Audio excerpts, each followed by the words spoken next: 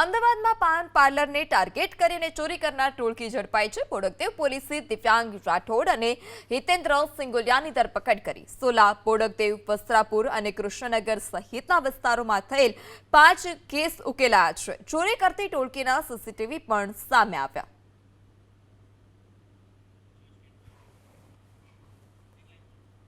તો જે સમગ્ર ઘટના છે તેના સીસીટીવી પણ સામે આવ્યા છે કે જે પાન પાર્લરને નિશાન બનાવતા હતા। જ્યારે રાત્રિના સમયે પાન પાર્લર બંધ હોય તે જ દરમિયાન તેઓ તાળું તોડી અંદર પ્રવેશતા હતા અને ત્યાંથી ચોરી કરતા હતા। આ આરોપીઓ પકડાયા છે, જેને લઈ 5 ગુનાનો ભેદ ઉકેલાયો।